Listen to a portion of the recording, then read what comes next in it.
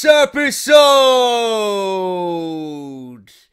of Off the Script, number 165, part number 1, for your Friday, April 14th, 2017!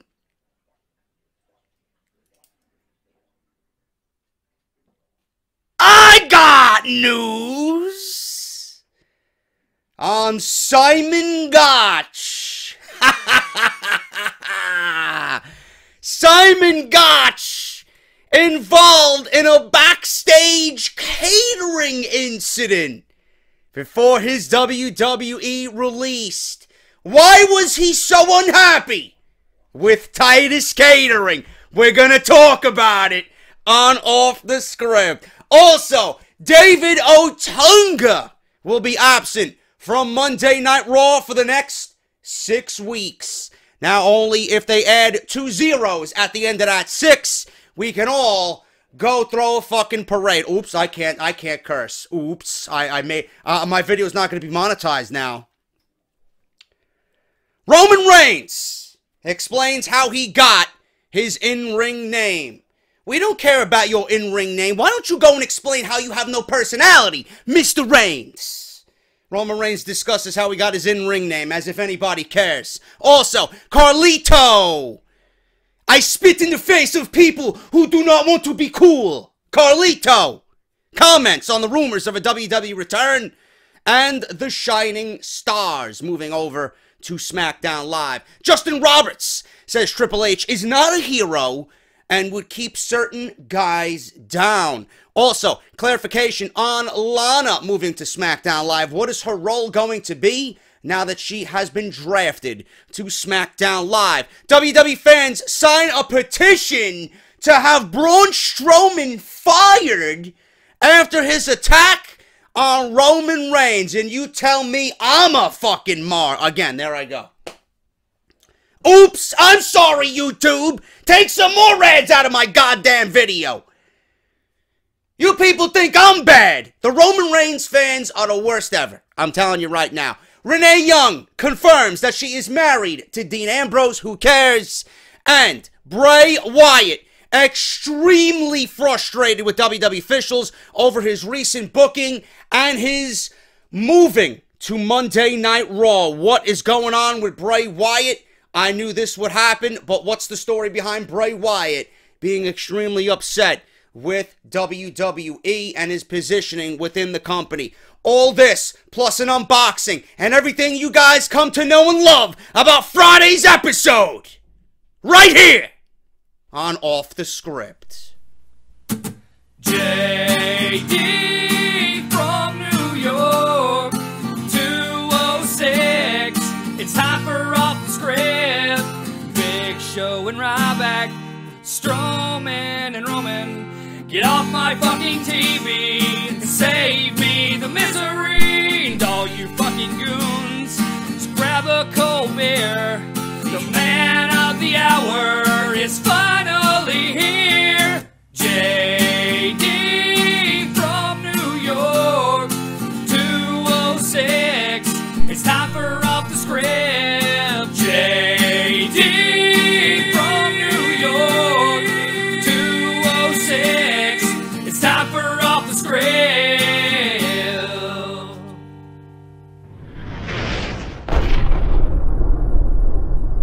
What is going on, guys? JD from New York here. Thank you so much for tuning back into the channel. Hopefully it's, you know, it is so difficult, man. It's like going cold turkey over here for me not to say an F word or a P word or this word or that word.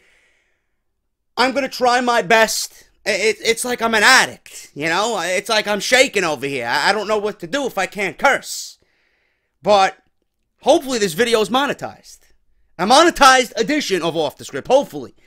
This is episode 165, part number 1 for your Friday, April 14th, 2017.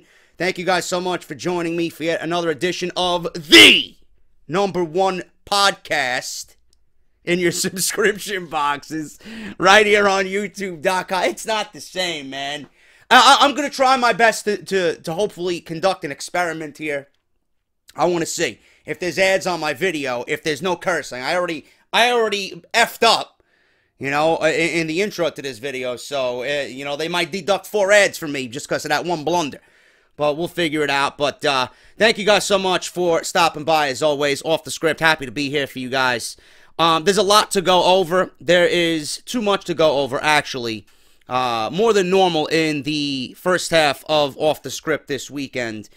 And I definitely want to talk about, first, right off the bat, I appreciate everybody that has been notifying me of demonetization. Well, actually, when I go to my video manager on YouTube, there is all my videos listed there. They all have money logos. They're all monetized. Okay, my videos are not being demonetized. Everything is monetized. It's the fact that there are no ads on my videos. Now, I don't have ad blocker. I don't do anything like that on my computer. When I go back to reference my video, usually when I upload, I watch some of it. You know, I watch some of my own videos. I'm not narcissistic or anything, but I want to make sure things sound right, things look good for you guys when it's uploaded to YouTube, all right? If not, I pull it down and I make the adjustments. But everything that I upload, I watch. I watch myself, okay? Just so that everything is okay. I watch from mobile, I watch from my PC, I watch from my laptop. No ads. No ads. Nothing has ads in it. Some of you are telling me that there's ads. Some of you are telling me that there's no ads. I'm going to be brutally honest with you, okay? My Paige video, the initial video where she was hacked, and it was on off the script, and we discussed the sex scandal and the leaks and the nudes and all the drama surrounding Paige. That video did close to 100,000 views for Off the Script. One of the most popular Off the Script videos that I ever did. Mainly because of the topic that we were discussing. That video alone, with all the ad placement that I put in that video, did $553. Okay? That's what I made for that one video. Not gonna bullshit you. That was one of my highest grossing videos ever. That was a pay-per-view-esque video for Off the Script. Okay? Off the Script on Sunday, with the JBL scandal and the bullying scandal and everything surrounding this nonsense with Mauro Ranallo. That video was trending, number one. It was on Twitter, and we used the hashtag FireJBL. That got the views up immensely. I don't think I barely made $100 on that video. Now, I know 100,000 views compared to 30,000 views is a big difference, but normally Off the Script makes more than $100 for a video. I'm throwing that out there for you right now. I know what I'm doing when it comes to YouTube. I know the titling and the SEO and the tagging and the descriptions, and I know my inside out away, on how to get things in the search engines. I know what I'm doing when it comes to WWE. I couldn't do that with the Call of Duty stuff because I didn't know what I was doing over there. WWE is my yard, Reigns. Okay, not yours. It's mine. Especially on YouTube. So, for the fact that Off the Script is uploaded and there's no ads for the first 4 hours, it's money out of my pocket, man. That makes me angry. And it really messed with my head last weekend. It honestly did. And it's messing with a lot of people's heads. Me and Joe go back and forth on it. Joe Cronin Show. Me and Joe go back and forth on what's going on. And I'm trying to gauge where he's coming from, too. You know, because out of nowhere for Joe, when we uploaded on Wednesday, you know, I am okay with him uploading it on his channel. That's his thing, you know. He can keep the money made from that. He was making a cool $100 off that video alone on Wednesday, with the ad placement and just the video itself. And it's not doing anything. It's making him like $10 to $15. I don't know what's going on. Now, these questionable wrestling-related news sites are reporting that YouTube has restricted WWE content, and they have demonetized wrestling-related content. Now, what that means is if you look in restricted mode on YouTube, you scroll down to the bottom of the page, you're going to see a little option there that says restricted mode, on or off. And if you turn it on, you're not going to see anything because it's going to block out all the bad stuff that you should not be watching on the internet, especially YouTube. So if you go to my channel and you see JD from NY 206, you should have 2,000 plus videos show up at your disposal anytime you want to watch something. Okay, if you're looking for off the script, it's all there. It's outlined. I even have it in a playlist, nicely updated by episode. I never missed an episode yet in 165 weeks. You turn restricted mode on, 0 videos pop up on my channel. It's like my channel doesn't even exist. Now, the reason why they do that, and I discussed this on Sunday's episode of Off the Script, I don't want to beat a dead horse here, but if you are starting a YouTube channel, okay, and you are under the age of, I'm thinking it's 16, it's automatically going to have restricted mode on because you are underage and you are not old enough to view content for mature eyes or questionable content that has nudity and profanity and questionable subjects being discussed. So YouTube is pretty much acting as if they are your parents and they're restricting you from watching content because you're underage. Now, I don't know if this is the same thing for people who already have channels, because I know when you have, you know, a YouTube channel and you create a YouTube channel, they ask you for your date of birth. I'm not sure if this exists for channels that are already live. Make sure you guys check it first. If you're watching this show, if you're watching this channel, make sure you have restricted mode off, because I don't want anybody to be restricted as far as my content goes. That's not right. It's unfair. Okay? I don't do anything out of the norm. I'm just a regular Joe Schmo in everyday life who comes on here and reviews WWE in a podcast-style environment. I don't think my videos are, you know, for all ears every single time, but there's no nudity here. There's profanity. I'm not gonna lie to you. There's profanity here, but I mean, these people got to be out of their mind. I mean, the people working at Google, the people working at YouTube, I mean, they expect us not to come on here and drop an F-bomb or a P word or this word or an A-hole, right? These are words that I'm sure they use in everyday life. Why are you trying to restrict me from using verbiage that I use more than anything in my everyday life? You know? I mean, give me a break. If you want me to be an emotionless goon coming on here, I refuse to do that. But I also don't want to soil my content, because then I'm not being real to myself. I'm not being true to myself. What you guys see of me is how I talk in person. Now, I might not be over the top. I might not be animated. I might be a little laid back and shy and reserved. But when I come on here, you guys are here for the entertainment aspect of what I deliver. And if I have to cut that out, that makes me just like all these other cookie-cutter content creators in WWE land over here. I don't want to do that. I don't want to do that. They're talking about restricted mode. Okay? I'm talking about why my videos don't have ads on them. Now, a month ago, my content had ads up and down, left and right. A 2-hour episode of Off the Script, I would litter ads in there, and it would be good to go. I'd see the revenue coming in. I would know what I'm getting paid. I know where the ads would show up because I would go back and rewatch my own shit.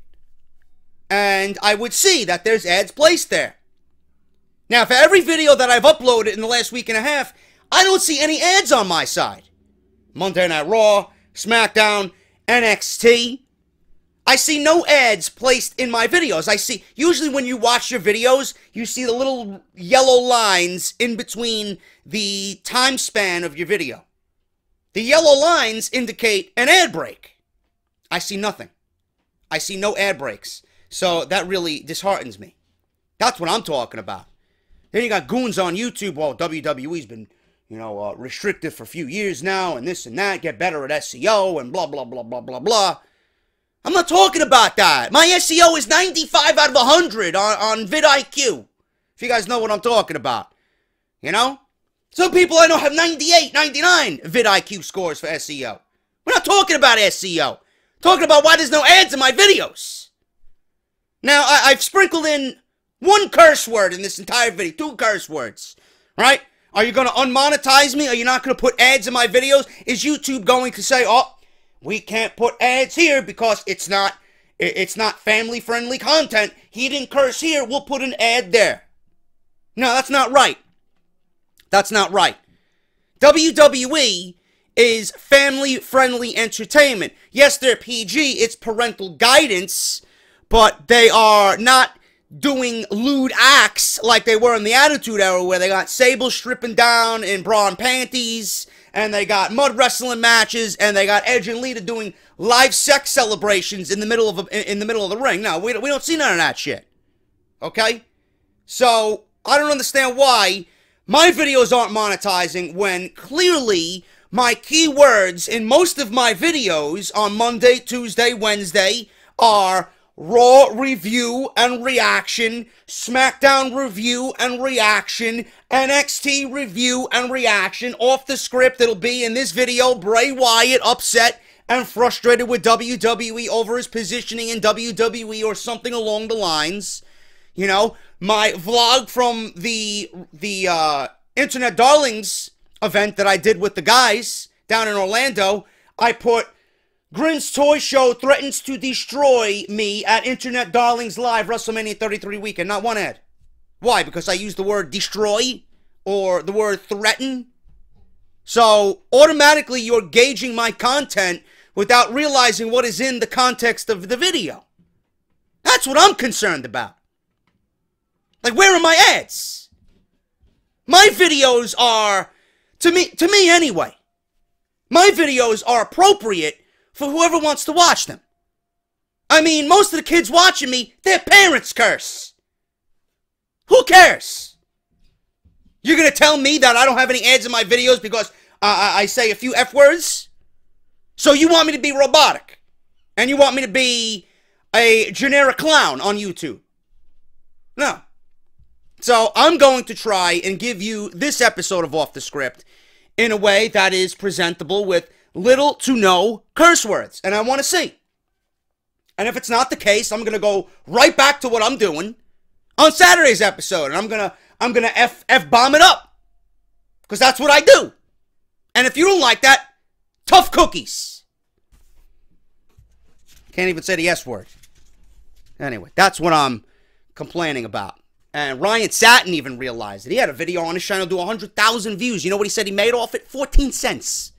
14 cents off of a 100,000 view video. Are you mental? And Grim's Toy Show reached out to me. He mentioned it to me when we were at the Darlings event. That March or April is usually garbage. March was okay for me. March was one of my best months.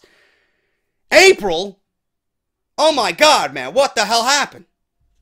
It's like I nosedive right into a cliff. Same thing with everybody. I hope I'm not the only one struggling over here.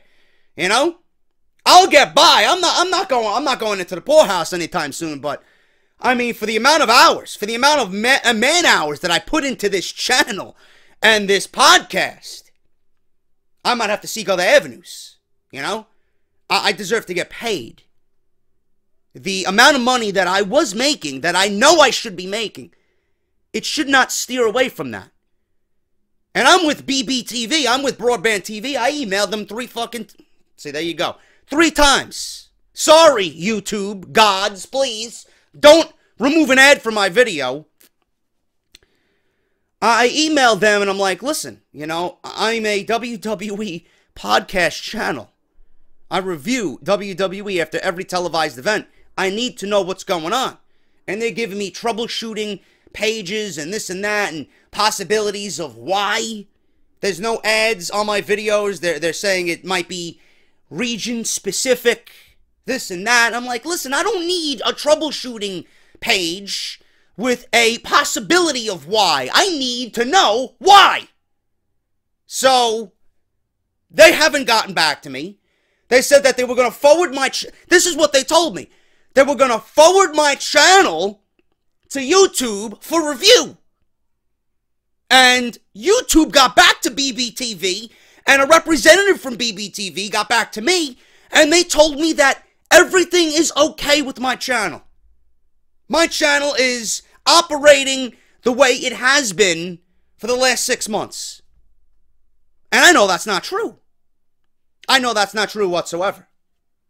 So, I don't know what's going on. I know Grimm publicly tweeted me saying that he's having the same issue.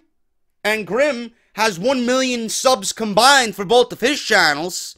And Grimm does 100, 200,000 views a video. So I know he's probably feeling it, right? And with the wrestling content being restricted, I don't know if his videos are being unmonetized or demonetized or whatnot, because he actually shows, you know, wrestling-related activities in his promotion. And I told him, I'm like, bro, I don't know what's going on. I hope it's what you told me when we were all together.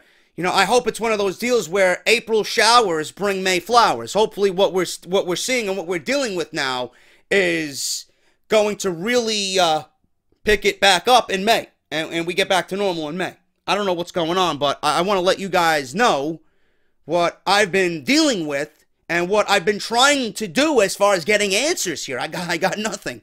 I got nothing. Apparently my channel is okay. But I'm not getting ads in my videos, and I don't know why. I don't know why. If I'm putting up a 40-minute review for Smackdown, there should at least be 4 ad breaks in that video.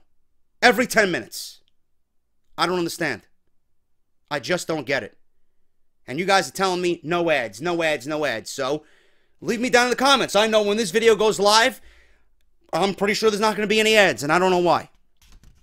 I don't know why, but hopefully things are going to getting or about to get rectified, or they will get rectified. I don't know what's going on, but I know everybody is freaking out. But I have no answers still. But you guys are really making up for it with the Patreon, man. I can't even begin to thank you for the Patreon. Unbelievable. We went from 170, 180 patrons to this week. We got, right now, we're looking at, I think, 308 patrons. We had 104 patrons in April alone. And we're not even halfway through the month yet. That is unreal to me. So the real MVP of this channel is you guys. And I've stated it. If everybody that listens to this show pledges $1 a month, that dollar, collectively, with our passion for WWE and our passion for this podcast, $1 a month with everybody that listens to this show, I could tell my job, F you. You know? So right now we have 104 patrons through April alone. We're over 300 patrons total. So if there's anybody that deserves a thank you in the midst of this YouTube crisis, it's you guys. You're all making up for it. I just want things to be right, not only for me, but everybody in my circle. Everybody that does WWE-related content. You know? The Dankers and the Emus and the Pulses and the Kushneys. You know? And the Grimms, the Zanes, the What Cultures. Everybody's struggling over here. I mean, if WWE is even restricted, I hope they have a right mind to speak on it. This is BS. Completely nonsense. But you guys, each and every one of you, are getting a shout out. All people that pledged this month, I'm going to shout you out right now. Because you guys deserve it. And I always say it. This is your podcast just as much as it is mine. $7 pledged by L Boogie, Larry Newman Jr. $5 by Nico. $3 by Alan Nowitzki. We had Josh Jenkins up his pledge from 15 to 20. We had Jacob Shockley pledge $10. We had Robert Barnett pledge $1. Alan Castillo, $1. Antonio Chivez, $1. We had Costa up his pledge from $5 to $8. Josh Smith pledge $1. Nathaniel James, $1. British Davis, he upped his pledge from $1 to $5. Speaking of British Davis, he sent me a care package that I know what's in it already, but we're going to unbox it because I promised him I would unbox it. British Davis, you beast. Thank you so much, brother. $1 by Vanquish. $2 pledged by Jack Ferrati. Hope I pronounced your name right, brother. If I didn't, I'm a goon. We had Tom Mercier. He upped his pledge from $10 to $10.10. Thank you, brother. Appreciate it. Callum pledged $1. Johnny Ray Sinister. He upped his pledge from $20 to $30 a month. $1 pledged by Avery Valentine. $10 pledged by the OG Beef Chesterfield. $2 pledged by Nick. $1 pledged by D-Style Boxing. We got Brett Lookfield. He upped his pledge from $5 to $10. We got Timothy Dickerson, $1. Max Whiteley, he pledged $3. Karim Topolovic pledged $10. Kim Ayers, $1. Adrian V, $1. Brandon Baum, $10. Stephen Henderson, $5. Tang Lee, $1. Jim Green, $3. What's up, brother? John Brown, $5. Jamie Small, $1. Jorge De Uloa, hope I pronounced your name right, man, $5. Pledged by Jorge. AJ and Kithiri His Danger. I don't know if I pronounced it right. I completely effed up your name. Sorry, man. $5. $1 by Ray Rock. Darnell, $1. Dave, $1. Anthony, $2. Oh, Kayfabe Connor, $5. What's up, brother? Frank Napolitano, $10. Stephen Carradine, $5 to $10. You upped his pledge from $5 to $10. Eric, $1. Evan Hay, $3.16. Null Death, $10. What's up, brother? Ron Guggenheim, $2. David Barbieri, $10. Brandon Janis, $2. Joey Goons, $10. Juna Hilly, $5. Solon Mander, $1. Kevin Carter, $1. Joshua Jenkins, $1. Broken Lion, $3. Jay Patel, $5. Carlos Diaz, $1. Espen Rutgerson, $1. Jesse Coley, $2. Gramps TV, $1. Maddie Cooper went from 20 to 35. What is going on, brother? $2 pledged by Samuel Shelley. Dominic Hahn pledged $14.14. Jorge Bromado, $10. Joe Sanchez, $5. Zach K, $1. Joshua Hinojosa, $5. And this is a big one. And I'm eternally grateful for not only knowing him, but calling him a friend. Buff Llama, $100 by Buff Llama. And he is one of the good ones, man. Not only is he someone that I game with, not recently because I'm preoccupied with other things, but I'll be back on Destiny, brother, 2 in September. He pledged $100, man, and he's someone that I genuinely can call a friend. So I thank him very, very much. And he just got the Fatebringer from the new Vault of Glass. I remember when I was playing Destiny and I did my first Vault of Glass, one of the first things I got was the original Fatebringer, and I used it every single time, everywhere I went. Llama just got it. I think he had, I'm pretty sure he had the original Fate Bringer, but he got it very late in the game. I got it immediately. It was my first thing. It took me forever to get the Vex Mythoclast, but I got the Fate Bringer first and foremost. I think my first two loots were the Fate Bringer and the Found Verdict. It took me forever to get everything else. So, Buff Llama recently got the new Fate Bringer in Destiny with the remade Vault of Glass raid. So, he is awesome. Buff Llama, $100.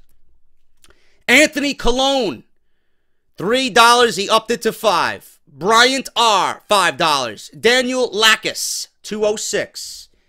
I know why you did that, bro. $206. JD from NY, $206. Moise Ali, $1. Nayar Aftab, $1. Michael Estrada, $5. Kelvin Cause, $1. Darnell Brown, $1. Mike the Wrestling Collector, $1. Victor McCullen Jr., $10. We got Fene Armstrong, $21. Johnny Patterson, $5. Dom, $5. Luke Mamo, $1. Jeremy Hollis, $5. Peter Palumbo, $3. Kevin White, $1. Ben Owen, $10. Chris Allen, $5. David Hill, $1. Brett Rossi, $1. John Stryker, $5. What's up, brother? Daniel Thomas, $1. Anthony Grosso, $1. Chris Phineas, $1. Ian Pohl. He went from $20 to $50. Thank you so much, brother. Greatly appreciate it. Jason, $1. Megan Williams, $1. Zane Ralph, $5. Desmond Ratcliffe, $1. Artez Kirby, $5. Hui Ha, $1. Adele Denawai, $1. If I pronounce your name wrong, I'm a goon. Gary McCurry, $3. Gareth Jones, $1. Jess, this is a tough one. Weslow Whiskey. Hope I pronounced that right. But thank you so much. $5. JBL Safe Space, $1. Hardeep Chana, $1. Princess Diana, $5. Thank you so much. Mohammed Walters, $10. Rondo, number 9, $2. Randy Selby, $1. Nicholas Martinez, $1. Kevin Christensen, $1. Michael, $1. Matt, $1. Billy Arnott, $1. Gene Carlos Boria, $206. Nick Tate, $1. Jaden Young, $1. JD Vedum upped his pledge from $10 to $20. And just recently, 18 minutes ago, pledged $5. Joseph Kakour, $5. Unfucking believable, man. Holy shit. That's a lot of fucking people. I'm sorry. Again. I'm excited, man. That's awesome. That is so great that you guys believe in me enough to donate, to pledge monthly because you love what I do here. If I was out, I hope I see most of you guys in New Orleans. Come on, let's go drinking. Seriously, let's do it. You guys are unbelievable, man. I don't know what to say. I'm very humbled that you guys believe in me enough to help me through this YouTube crisis right now. And it's amazing how many people have just... All I ask is $1, man. All I asked was $1. Seriously. It's cheesy, and it's the same rhetoric that everybody gives you when they're opening up a Patreon. Well, if I have everybody donate $1, you know, but it's true. I don't want anybody to dip into their wallet and support me yearly, you know, with the amounts that I'm seeing here. You don't have to. $1.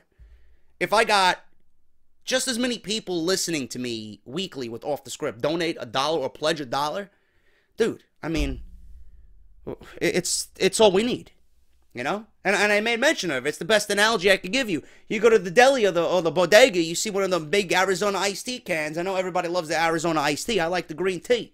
99 cents, you know? It's just the same amount as an Arizona green tea can. I think you could do without your Arizona green tea can, man. Pledge $1 to Off the Script. And if 10,000, 15,000, 20,000 of you who listen to this every single episode donate $1, we can do this to YouTube. So thank you guys so much, man. I'm eternally grateful and completely taken back at the amount of support that you guys have stepped up and shown for this show. Thank you so much. Monday Night Raw, SmackDown Live, and NXT reviews are live. If you guys missed them, they're ad-free. Go watch them. No interruptions. They're live on the channel right now. Monday Night Raw did close to 50,000 views. SmackDown Live did about 25,000. NXT, great episode. We talk about the refresh of NXT with the debut of Drew Galloway. Drew McIntyre's back. The new theme song. My thoughts on Aleister Black. My thoughts on Asuka remaining undefeated as women's champion. We talk about a lot in that NXT review. It's live on the channel right now. Make sure you guys go and check that out. Also live on the channel right now, that actually went live this morning at 9 a.m., was the full clip, professionally shot, from the internet darlings. Vince Russo, played by JD, versus Jim Cornette, played by Brian Zane. Make sure you guys go and check that out. Link will be in the annotation that you see in the video you are watching right now. Go and support. And from my video, you'll be referenced to everything else that happened during the Internet Darlings Live in Orlando, man. Great time. And we're rolling all those videos out through each of our channels. Everybody that was on that panel has got a video that they're going to upload to their channel, and it's going to be accessible through all of our channels. So it's going to be one big video spread out through all of our channels, man. It's really ingenious and creative, and it's Brian Zane's idea, and I thank him for, again, allowing me to partake in the festivities known as the Internet Darlings. House of Glory, April 22nd, Joe Gacy, the CZW World Heavyweight Champion, versus Anthony Gangone, the House of Glory World Heavyweight Champion. Champion versus champion in Queens, New York, this coming Saturday. Not this Saturday, the next Saturday. So if you're in Queens and you want to see indie wrestling and you want to see JD dressed up all nice and sharp, ready to call some wrestling action like he can only do, House of Glory's coming to the Encore Center in Queens, New York. We got a tag team title fight coming up. We got Psychosis and Super Crazy versus EYFBO, who are, coincidentally, the TNA Tag Team Champions as well. And if you guys want to see Kevin Nash and Scott Hall of the NWO, they will be live there as well. Jimmy Hart and Tugboat will be doing autograph signings as well. It's going to be a big night. So make sure you guys come out. House of Glory, April 22nd from the Encore Center in Queens, New York. House of Glory, man, coming this coming Saturday, April 22nd to Queens. If you guys want to come hang out with me and have a cold beverage, that's where I'll be. So hope to see you guys there. My brother's got new music. If you guys listen to the Off the Script podcast on iTunes, which I want to talk about as well, it's unbelievable to me that I don't even look at the rankings. And I think we got as high as number 97 on the iTunes rankings. Now, I don't know what it takes to get into the rankings. I know Medusa, Alundra Blaze, she just started a podcast, and she's already in, like, the top 20. And she's got barely any ratings, and I guess it goes by downloads. I really don't know. But I know early this week I checked that Off the Script was ranked, we were in the top 100. We were above Shaq. We were above Steven Larson. So I don't know what we were doing, but if I can just really make a recommendation to you guys, if you are a listener of Off the Script on iTunes, subscribe to the iTunes podcast, man. Subscribe. Because every time a new upload is pushed through the server, it automatically gets downloaded to your device. So when you go listen to it, it's there. You don't have to download it. It's automatically downloaded. So subscribe if you guys do listen on iTunes. If you're on Podbean, Stitcher Radio, Audio Boom, Google Play Music, if you guys got Android, clearly you don't have iTunes. You can listen through Google Play. You can listen through Podbean. Follow me on Podbean. But iTunes is the one I care about most. If you guys are on there listening, subscribe. Automatically downloaded to your device. It doesn't cost a goddamn dime. And if you want, we're at 212 ratings. We are a 5-star rated podcast. Leave me a rating on there, man. Tell me how much of a goon I am. You know? Let's get those ratings up. Let's get Off the Script up, man. I'd love to be in the upper echelon with the Jerichos and the Colt Cabanas and the Steve Austins and the Jim Rosses. I mean, Vince Russo, bro, is above me. He's got a 4 rating. You know? JD's got a 5 rating over here. Why are we not above Vince Russo? So come on, let's get on that, man. Thank you guys so much for that. But if you've been listening to the iTunes podcast, you would have heard 3 new tracks from my brother's new band. Or not his new band, his new music, Legionary. He's got new music and new merch right now. You guys can access everything. If you love death metal, if you love thrash metal, if you love heavy metal with a brain behind it, my brother's for you, man. My brother is for you. You guys can access everything. You could actually listen to his new EP for free before you even purchase it on Bandcamp. It's legionary.bandcamp.com. Once again, that's legionary, legionary.bandcamp.com. You can even buy his t-shirts directly from that site as well.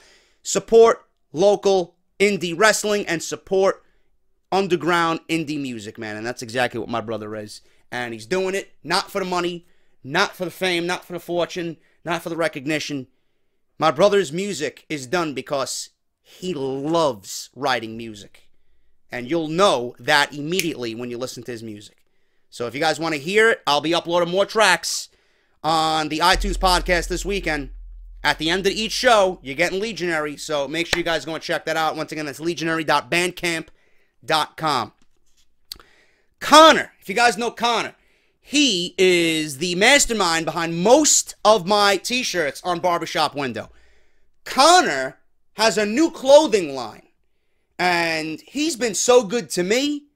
I want you guys to be good to him, man. He's given you guys some of the best t-shirt designs on Barbershop Window. He DM'd me. He said, dude, I got this new clothing line. I love to get your backing on it. I'm like, absolutely, brother, no question. You've helped me so much, and you've been so receptive in working with me. I can do whatever I can for you and get that brand out there, man. So if you guys want to check out Connor, the mastermind behind the Off the Script, Get Off My TV, or most of them anyway, the designs that you see on Barbershop Window, he's got a new clothing line, and that information for his new venture is down below in the description. Make sure you guys go and check him out. Make sure you guys go and follow him on Twitter. That will be down there all weekend long. So make sure you guys go and check that out. And part 1, part 2, and part 3, that's going to be visible down in the description below. So make sure you guys go and check him out and show some love to Connor, man. He's shown so much love to you guys for those designs. I want you guys to go and show him some love as well and tell him that JD sent you from Off the Script. My good friend Justin LaBar, he's got a new podcast out, Wrestling Reality with Justin LaBar on the Pittsburgh Podcast Network. And the reason why I'm mentioning this is because he's got Kurt Angle, a huge get for LaBar. Kurt Angle was on his show this past Wednesday, this current Wednesday, actually, the Wednesday that just passed. And Kurt goes over the Hall of Fame. He goes over his new app. Kurt's got a new app out. He goes over the Hall of Fame. He goes over the potential of, you know, wrestling in the WWE, the moments before he hit the stage at the Hall of Fame, the speech that he was about to give at the Hall of Fame. He goes over a list of opponents that he would love to get into the ring with for a match right now in the WWE. He goes over a ton of guys. I'm sure you know who they are. He talks about all of that with Justin LaBar on the Wrestling Reality Podcast, and he is available, LaBar, on iTunes and Google Play, I believe. So if you guys are iTunes, again, subscribe to Justin LaBar, man. It's a great listen each and every Wednesday. He goes for an hour. Great podcast, great mind. Always giving you the reality of the wrestling business.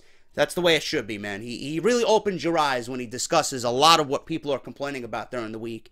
And most of the time, I'm listening, and I'm not sure if he listens to me regularly, but he knows how I am. And he knows how vocal I can be. And I listen to him, and I'm like, fuck. You know? There, again, I cursed. I'm like, holy cow. I didn't think of that. You know? And I'm thinking, he's right. You know? He really brings you back down to earth with what he says. And he just gives you the reality of the entire landscape. That's what he does on his podcast, man. So LaBar, Justin LaBar, Wrestling Reality, got Kurt Angle. Great listen. I advise you guys to go listen to that. I don't really promote a lot of podcasts on here, but he's a good friend of mine, and I enjoyed it, so I figured you guys would enjoy it as well. We talked about the Internet Darlings, uploaded throughout all of our channels. That will be down in the description below. Great way to support the show on top of what we discussed with Patreon. audibletrial.com. You guys know the deal. You guys have reached 60 signups so far. We might break the record for February, man. We did 94 in February. We might eclipse that in April. audibletrial.com/offthescript. Thank you guys so much for showing love to Audible, and thank you for Audible or to Audible for sponsoring this podcast. audibletrial.com/offthescript. You got 30 days to try the service out with one free audio book of your choice. A lot of you guys are cashing in on the AJ Lee book. Before I actually even hit record, I was listening to Sam Roberts' podcast on YouTube.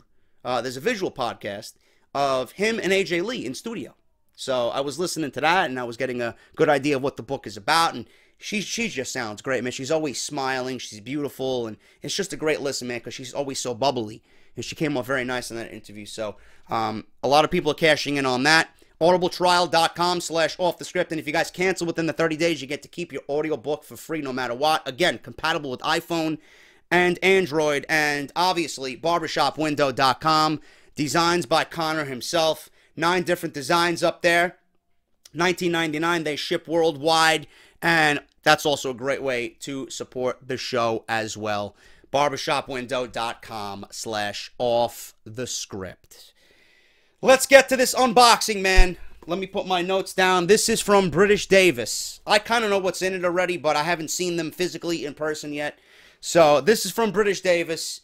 And I want to thank him for being such a loyal supporter of this channel and this podcast. He's actually a patron as well. Thank you so much, brother. And we're going to open this, and I'm excited to show you guys. He did this on his own just to show appreciation for what I do here. And he even leaves a little note in here. Look at that. Leaves a little note. Let me turn on my my visual here. Yep, right there. He leaves a little note. To my favorite YouTuber, JD from NY. Thank you, man, for all the content you make. You have always been able to put a smile on my face and make me laugh. Hope you enjoy what I got you here. It's the least I can do for you. I do have one request. Please keep calling British. If you do name drop me in one of your videos, I always don't like to put my real life name out there for privacy. And in case of some goons who try to steal my identity, keep up what you're doing, and I hope the thought of you sending 2 extra of what I got you will be able to gain some new people with a giveaway if you choose to do that. From British Davis. So much. Thank you so much, brother. Greatly appreciate it. British Davis. Going out of his way to... Oh, I ripped the fucking note. Look at that. Oh, my God. I'm a goon. I'll tape it up. I'll tape it. I wanted to fold it in half. I'm sorry. I'm an a-hole. I'm an a-hole, man. Look at this. Look at this, man. Shawn Michaels, the Heartbreak Kid. Look at that. Funko Pop, man. This is exclusive to Walmart. Or Walgreens. Is that Walgreens or Walmart? I think it's Walgreens. I think it's Walgreens. Look at that, man. Shawn Michaels Funko Pop. Exclusive to Walgreens, man. That is beast. And I don't have any exclusive figures from Funko, man. I don't. I got a bunch of them behind me. I don't even think the CM Punk one. I got the AJ Lee one that's exclusive to WWE.com because I needed that one because I wanted the Punk AJ combination. But I think that's the only one that I have that's exclusive. I think. You know? I got so many of them up there, but they're mostly WWE. I mean, I got a Resident Evil one. I got Leon Kennedy. I got Negan. I got the Governor from The Walking Dead because I'm a heel. You know, I got to go for the heels. You know, I love the Governor. I love the Governor, and I think Negan's awesome. And if you guys know the other exclusive, he got Kane. Look at that, bro. Look at that. Kane Funko Pop exclusive to Walgreens, man. That is beast. That is so great. Look at that. And the rest of them in this collection. I still got to get the New Day. I don't have the New Day. You know, I know they come separate, but I want to get them as a trio, you know. But regardless of what that is, man, British Davis was so kind to send me Funko Pop. He did it because he's a fan of the show. And I can't thank him enough, man, because I have a Walgreens here, but I don't think they sell this type of shit here. I don't think they sell this type of thing at my Walgreens, but that is so great, man, that he actually went out of his way to go track these down and send them to me. And I just love it, man. I'm so humbled that you guys think of me the way that you do, and it's just great, man. And, you know, again, Yeah, we're doing great things on this show, man. I got so many aspirations for this show. Podcast One is my next venture. I think I want to get on Podcast One. I think that would be a great platform for this show. And I eventually want to take this to serious, man. I think I have the talent and the skill and the personality to take this to serious, honestly, and do something that Taz is doing or do something that Sam Roberts is doing. I don't know about necessarily interviewing talent because that was never my forte, because I always draw a blank and, you know, I always get nervous. But, you know, doing what I do here on a serious and just giving you raw, unedited, just real wrestling commentary, that's what I want to do, man. I love doing it. You know, I love being in front of a microphone. I love being in front of a camera. And those are my goals, man. And we're going to keep growing. We just hit 77,000 on YouTube. 80 hopefully comes just as quick. And we'll be on our way to 100, man. My goal before I go to New Orleans next year is 100,000. I want that silver play button before I go to New Orleans, man. Let's make it happen. And you guys are the reason why it's going to happen. Let's get on with the sub-stories, man, before we do anything else. Sub-stories here for Off the Script. And I really did not pick out anybody to read this week. I usually do, but I have a few. I have two here. We're going to start off with K Danger Kid. And his name is Kevin. Hello, JD. My name is Kevin, and I'm 13 years old. 13-year-old listener of Off the Script. You may think I'm a little too young to be watching your show. But frankly, and by the way, before I read Kevin's sub-story, if you guys want to send me your own sub-story, I am completely backlogged to the point where, you know, it's pretty much to the point of no return. Really. You guys have bombarded me in a good way with sub-stories. If you guys want to send in your story, email me, jdfromny206@yahoo.com. You may think I'm a little too young to be watching your show, but frankly, I think I'm just the right age. And you know what, Kevin? I think you're the right age too, bro. I really do. I watch your show along with others such as Grimm, Steven Larson, What Culture, Joe Cronin, and many more. I'm a native New Yorker, and I've lived there for a while, but I moved to Georgia 2 years ago. Now, I want to share with you something very close to my heart, bro. In 2015, I lost someone very close to me. I lost my mother, and I didn't have much people to help me through this tragedy. But I tried my best to overcome it. As I started to recover 10 months later, I lost my grandmother as well. So in the span of a short 10 months, I lost two very close people to me. I used to watch WWE and wrestling in general to lift my spirits. But it seemed to me after the draft, Raw became mediocre. And I thought it was my way of thinking that affected this, with me being a kid and all. But no, it wasn't me. I stumbled across your channel in late August last year, and I was very entertained by your goon voice, "Oh, JT!" and your Kevin Dunn impressions. "Roman Reigns? Shinsuke Nakamura? Is that the name of a Chinese restaurant?" Anyway. I watched Off the Script and felt some type of connection with you. Whether it be the way we both hate Roman Reigns or love broken Matt Hardy, I shared something special with you. And I learned both of your theme songs for Off the Script. I'd sing along every weekend when I watched. I gotta say, though, I hate Roman Reigns with every fiber of my being. Damn, Kevin's a smart one, man. It's not his fault that he's booked like Superman, but I wish he'd go away. I also follow along with your live tweets on Twitter. You may have noticed me. I'm the guy who called you a goon for backing Grimm when you were in a feud with him. I live tweet and rant a lot during Raw and pay-per-views. My Twitter is KDangerKid, if you want to follow me. But JD, I just want to say thanks for helping me through dark times. You rock and keep grinding. I'll see you at 100,000 subscribers, brother. Thank you so much, Kevin. My thoughts and prayers go out to you for losing not only your mother, which I can't even fathom. I can't even think about that. I don't know what I would do in my life if I lost my mother. My mother is one of my best friends. You guys know my story about losing my grandpa.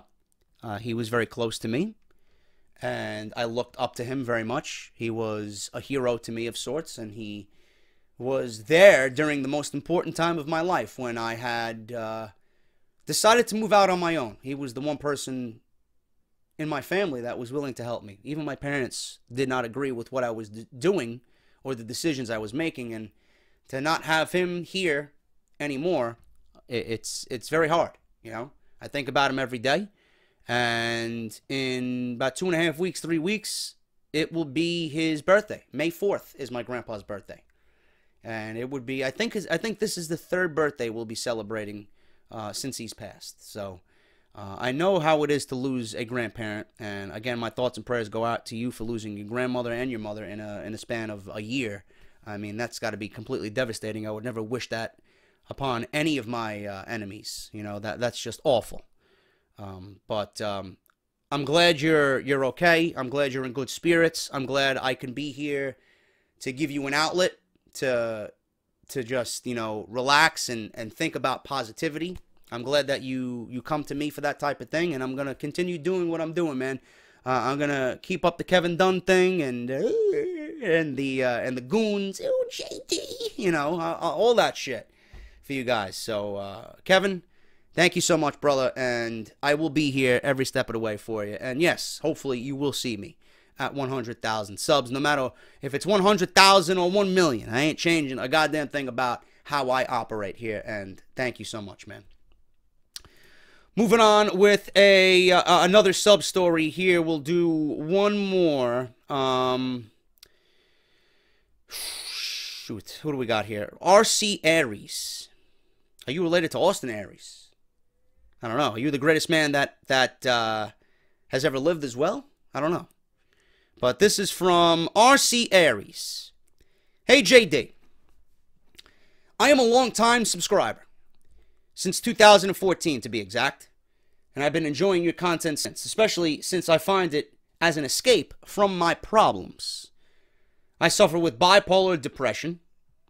Did you tweet Mauro Ranallo and tell him that you are fighting the good fight? Because I'm sure Mauro would give you some words of encouragement as well. And fire JBL, please. I suffer with bipolar depression and social anxiety. My bipolar disorder is so bad I could be laughing at something and just a couple minutes later feel hopeless. I shift between multiple moods a day. It makes a day like a roller coaster of moods for me. My depression kept me inside every day, just playing video games and watching WWE. Anytime I was down or anything, your videos were able to get my mind off of things. Later on in my life, I found someone who was capable of filling my life with happiness. And I know this is a cliche thing to say, but she did in fact make me the happiest I've ever been in my life. No one gave me the happiness she gave me. But one night she was still asleep and I was still awake.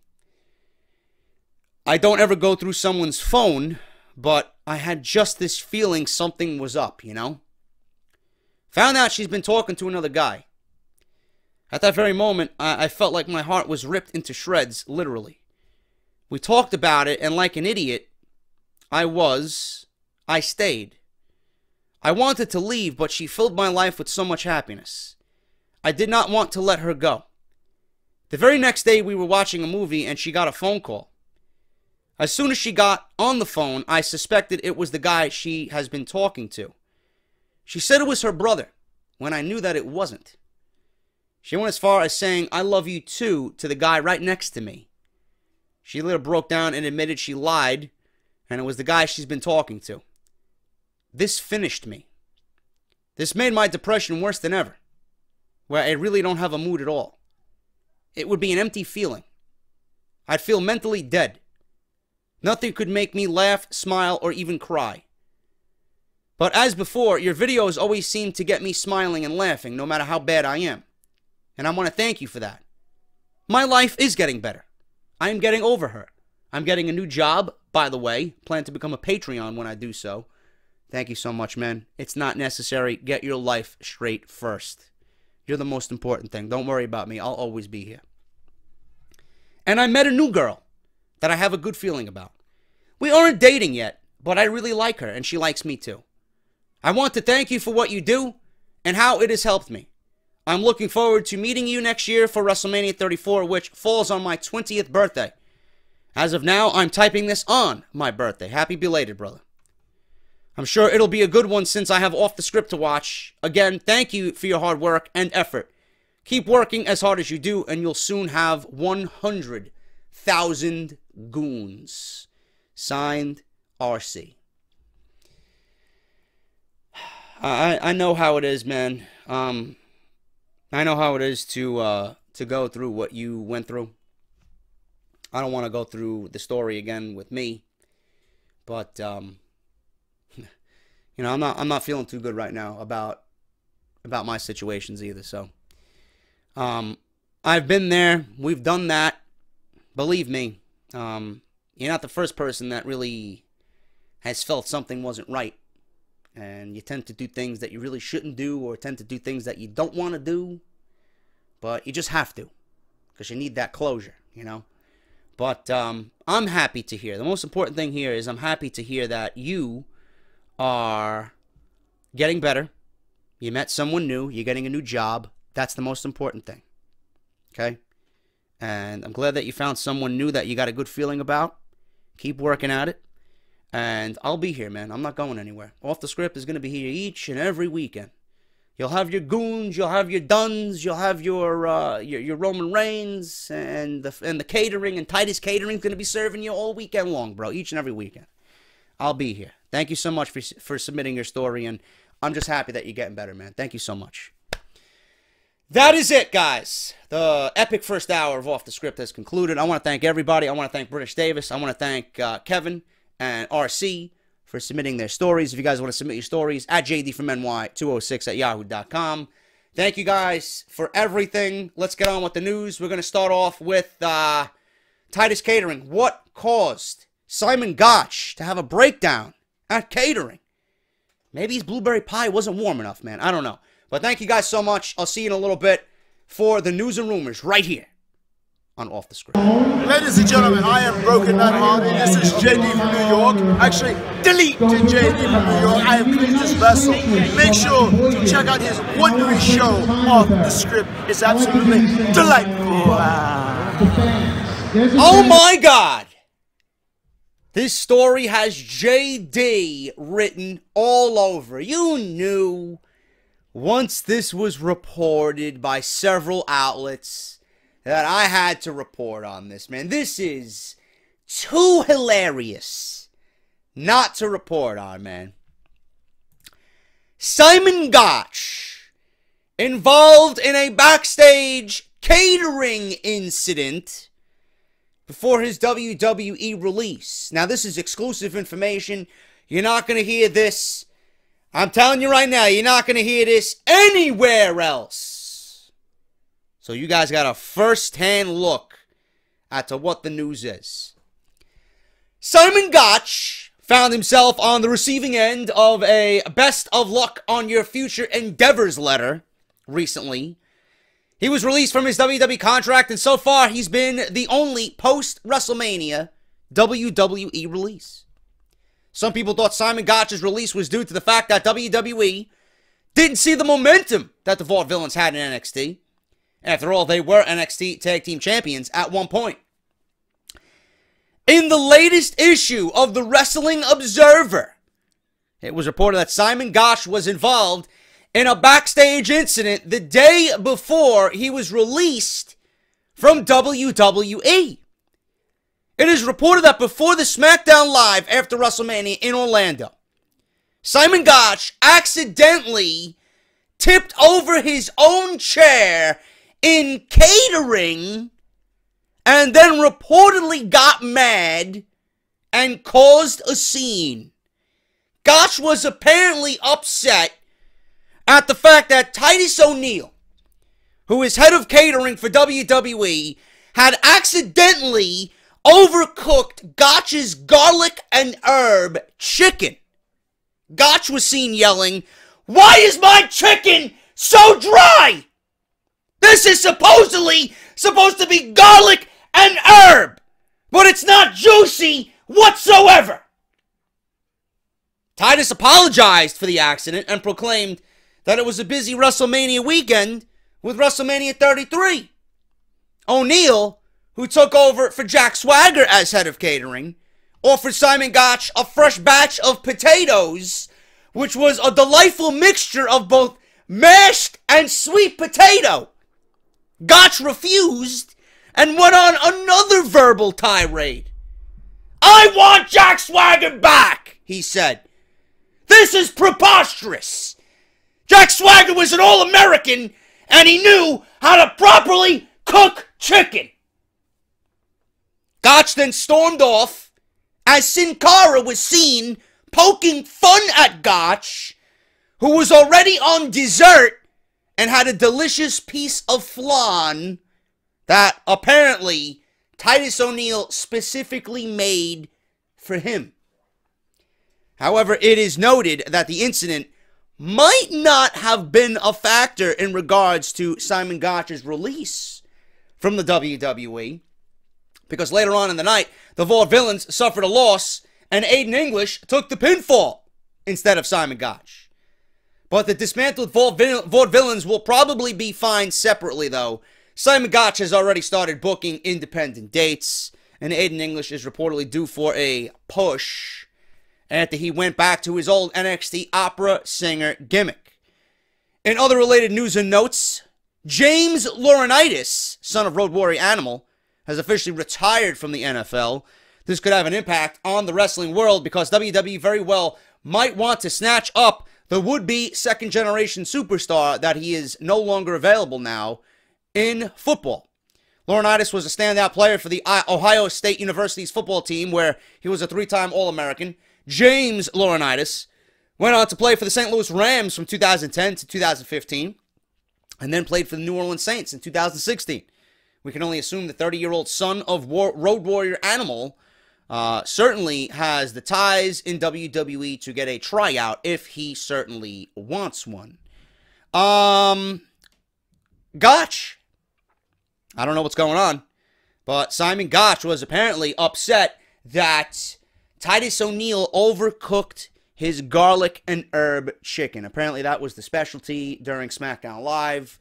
He tried to make good of the situation with a fresh batch of a mixture, a delightful mixture of both mashed potatoes and sweet potatoes. I know, I'm a big potato guy, man. I love my mashed potatoes. I love my sweet potatoes, man.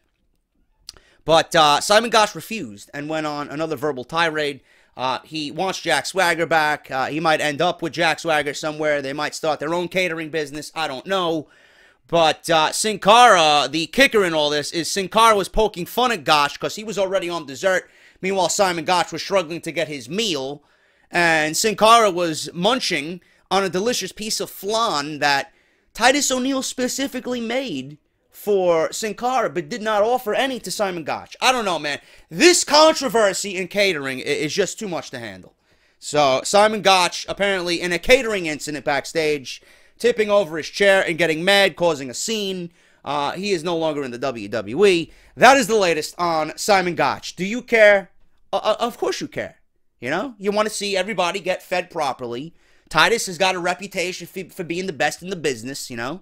And Titus Catering, man, you know, now it might have went, because of Simon Gotch, it might have went from a 5-star rating to a 4.5. I don't know. We're going to see. We're going to see what's going on. It's all in the coming weeks to see if Titus O'Neil can rectify this one customer service snafu. So, I don't know. We'll see what happens. Anyway, do you guys believe me? Do you guys believe me? Believe the story that I just read, or do you think that I ad-libbed most of that? Some of it was legit. Some of it was just me adding a nice little twist on the story. So hopefully you enjoyed that. But Simon Gotch, he's gone. Who cares? You know, who cares?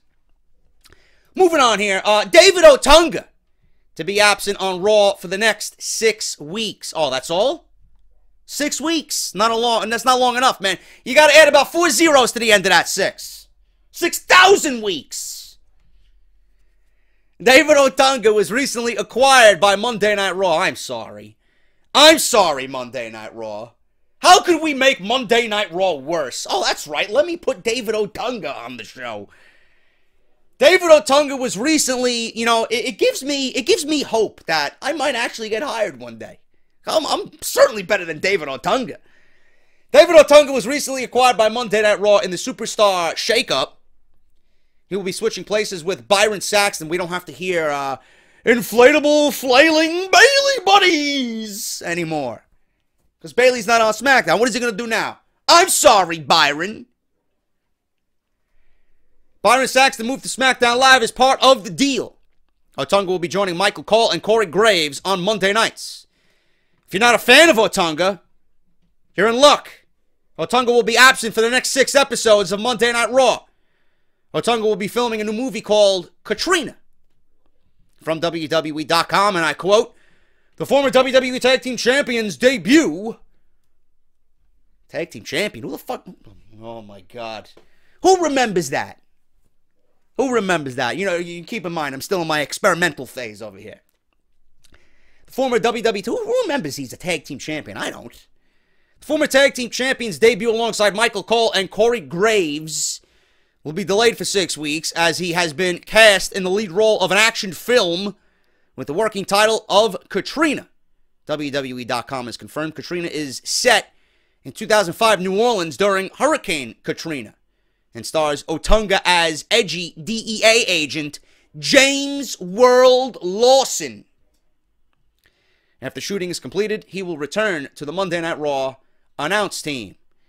So that's that. And he puts on his Instagram, "Yes, at WWE Universe, I'm coming to at WWE Raw, but I've got to go save the world first. See you in 6 weeks. Hashtag Action Hero." Stay away. Hopefully Hurricane Katrina sweeps him away and we never see him again. There you go. David Otunga. Does anybody care that he's going to be gone? You know, you'll know when you hear him and see him on Raw. Then things will really get storm-like on Monday Night Raw. Roman Reigns explains how he got his name. I wish he would explain how he's got no personality and charisma. That would be a story to tell, not about his name. Who cares about how he got his name? Roman Reigns was recently a guest on Talk is Jericho, by Chris Jericho. Reigns, but which I listened to, and it was a very enjoyable listen. I will give him that. Chris Jericho spoke to Reigns about a wide variety of topics, including his thoughts on a potential heel turn, and explaining why he doesn't come through the crowd anymore for his entrance. During the interview, Reigns also spoke on how he got his ring name, Roman Reigns. During his time in WWE Developmental, he wrestled as, I don't know if I'm pronouncing his name right, Leak, before making the switch. Here's what Reigns had to say on the origin of his name, and I quote, "I knew I wanted Roman. I liked Roman. I wanted Roman only, and they were like, no, you need a last name." And there's actually another guy in FCW by the name of Calvin Reigns. He spelled it like rain, R-A-I-N, like a raindrop. And they, I believe, released him, and sorry, brother. He's a good man and a real nice brother. Sorry, Roman Reigns sounded good to me. So they were like, all right, give me 4 or 5 different names. He also goes on to say that Corey Graves convinced him to change the spelling of Reigns to Reigns the way we see it now. Originally, it was spelled R-A-I-N-E-S. Now it's like R-E-I-G-N-S, Reigns, as if you were reigning over a kingdom. Which, clearly, to any dummy out there, is just a better, aesthetically, it looks better that way. I was going through it with Corey Graves when he was down in FCW, still working at the time. He's actually one of my good buddies, and our families are, like, really good friends. He told me, he was like, hey, I heard you saying Roman Reigns, but if you spelt it like Reigns, like a king reigns, and I was like, whoa, I like that. And there you go.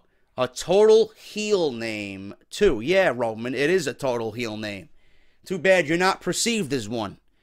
So there you go. That's how Roman Reigns got his name. Now only if he would develop a goddamn personality and some charisma behind it. And if WWE would stop booking him like Superman, you know, that's the reason why we hate him. Because he's booked as Superman. He's going to come back from this onslaught that Braun Strowman did to him on Monday Night Raw. He may be out 3 weeks. He should be out 30 weeks after what happened to him. Shouldn't come back at all. But if WWE fans, I should say, had their way, they would appeal what happened on Raw and try to get Braun Strowman fired. Because that's exactly what they tried to do. They tried to get Braun Strowman fired from WWE for what they did to their poor, precious Roman Reigns. Who was behind the petition? Kevin Dunn? Oh, Roman Reigns! Oh my God! Who am I gonna hang out with on Monday Night Raw? I don't like Bo Dallas. I don't like Curtis Axel. I don't like Titus's catering. His green beans get in my teeth. You know? Anyway. Fans signed a petition to have Braun Strowman fired after his attack on Roman Reigns. Are you kidding me? Roman Reigns was attacked, in a glorious attack, by the way. Oh, JD, it wasn't real. No, no kidding, it wasn't real. Oh, JD, Roman Reigns wasn't strapped to the gurney. Who cares? I enjoyed it. Just the thought of him being on there. I don't give a damn if there was a dummy on there. It looked good. You know? You could see that they spliced the video up. They try to, you know, Kevin Dunn try to use his magic of editing, you know? And it looked good, you know? He was attacked on this week's episode of Monday Night Raw by Braun Strowman. Strowman attacked Reigns all throughout the backstage area.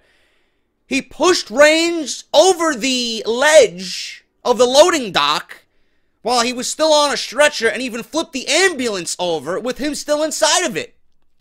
This segment was widely praised by fans as being a throwback to the Attitude Era. The video of the attack, as of this writing, already has 4.5 million views from Monday on WWE's YouTube page. Not everyone enjoyed the segment. A petition of change on change.org came up after the attack. Are you kidding me? Are you kidding me? I'm even hearing that families were leaving the crowd. They were going home after the segment because their kids were crying. Oh, I'm sorry. I'm sorry. Was that too much for you, little Timmy? Huh? This is what you need to see. This is reality, son. This is what happens in real life when a much larger man reigns over the much smaller man. That's what I would have told my son. You know? You have a beast and you have its prey. And Braun feasted on his prey. Snap out of it, son, you goon, or there's no allowance for 6 months. Your thoughts of your super soaker for the summertime. No more, bro. Good parenting advice by Jake Day, huh? Anyway. Here's a description of what was listed on the petition. I don't know who signed it. I'm sure it was a fangirl who clearly can't decipher what is reality and what is scripted television. And then you people, these goons out there in the comment section who call me, oh, JD, you put Roman Reigns in the title of your videos, man. You're a fanboy, man. Not as bad as this. I might be bad. But this takes bad to a whole nother level, man. This is downright fucking stupidity. And I'm sorry, I had to get it out there. I had to get it out there, man. The WWE, we the WWE Universe, are not pleased with Braun Strowman's actions tonight on Monday Night Raw following his brutal attack on Roman Reigns. Me and a lot of the WWE Universe want Strowman fired effectively, immediately. He crossed the line tonight following the attack on Roman, and now Roman is in the hospital with injuries. If this is what you call entertainment, you failed miserably. I don't care if he goes to SmackDown Live. We want him off Raw or fired from the WWE. I've been a fan of Raw for years, and out of everything I've seen happen, this was by far the absolute worst. End quote. I swear to God, the absolute worst is whoever wrote this note, whoever started this petition.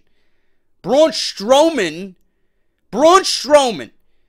actually replied to these change.org petitions, and he said, and I quote, "I do what I want, when I want, and your stupid petition won't change that.